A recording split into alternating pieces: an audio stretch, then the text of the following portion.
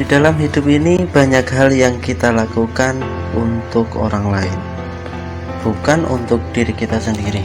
Ketika Anda diundang untuk menghadiri resepsi pernikahan, lalu Anda datang dengan mengenakan pakaian Anda yang paling bagus.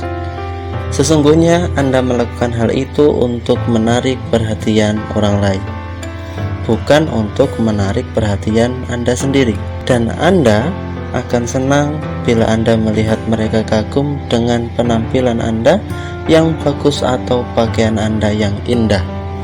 Ketika Anda mendesain ruang tamu Anda sedemikian rupa dan berusaha keras untuk memberikan kesan glamor pada interiornya, sesungguhnya Anda melakukannya juga untuk orang lain, bukan untuk diri Anda sendiri. Buktinya, Anda lebih banyak memberikan perhatian kepada ruang tamu daripada ruang bagian dalam, ruang keluarga, kamar, dan sebagainya. Ketika Anda mengundang teman-teman Anda untuk makan bersama di rumah Anda, bukankah Anda melihat istri Anda atau Anda sendiri memperhatikan penataan makanan dan variasi menunya lebih dari biasanya? Memang benar.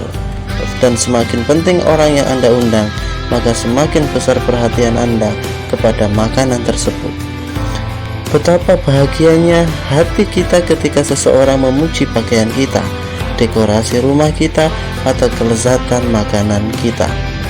Nabi bersabda, hendaknya seseorang datang kepada manusia dengan cara yang ia suka bila mereka datang kepadanya. Artinya, perlakukanlah manusia dengan cara yang Anda suka bila mereka memperlakukan Anda dengan cara seperti itu. Bagaimana caranya?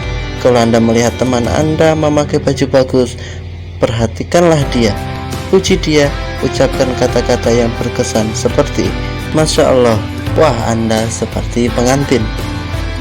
Kalau suatu hari Anda dikunjungi seorang, lalu Anda mencium aroma parfum yang semerbak dan bagus, maka pujilah dia dan berilah dia respon. Jadilah orang yang apresiatif, karena dia memakai parfum itu hanya untuk Anda. Ucapkan kata-kata yang bagus seperti, aroma apa ini? Selera Anda bagus sekali. Kalau Anda diajak makan oleh seseorang, maka pujilah makanannya, karena Anda tahu bahwa ibunya, istrinya, atau adiknya berdiri berjam-jam di dapur untuk Anda atau untuk para undangan secara keseluruhan, dan Anda adalah bagian dari mereka.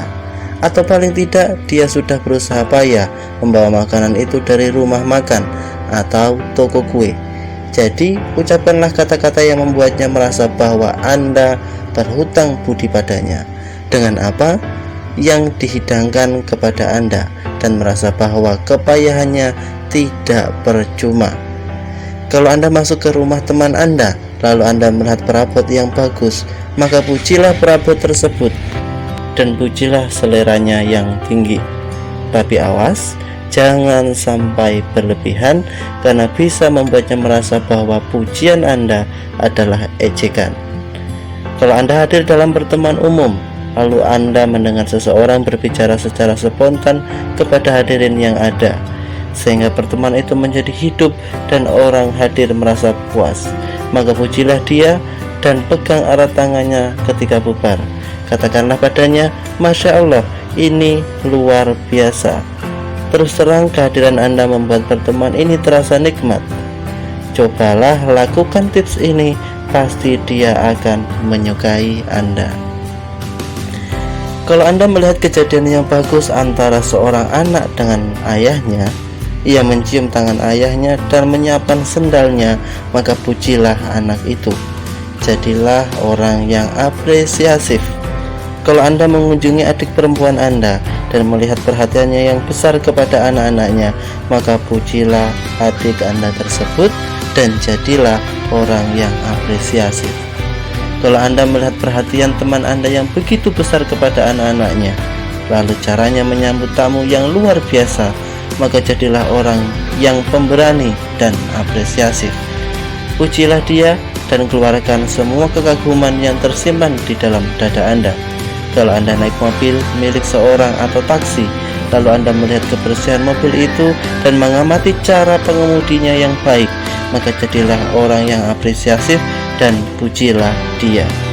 Boleh jadi Anda mengatakan itu adalah hal yang biasa. Memang benar, tetapi memiliki efek yang baik karena saya pernah mencobanya sendiri dan menerapkannya. Saya menerapkan hal ini kepada semua orang.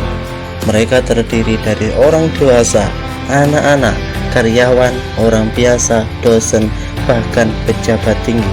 Saya melihat kesan mereka luar biasa, apalagi pada saat di mana mereka menunggu statement dari saya.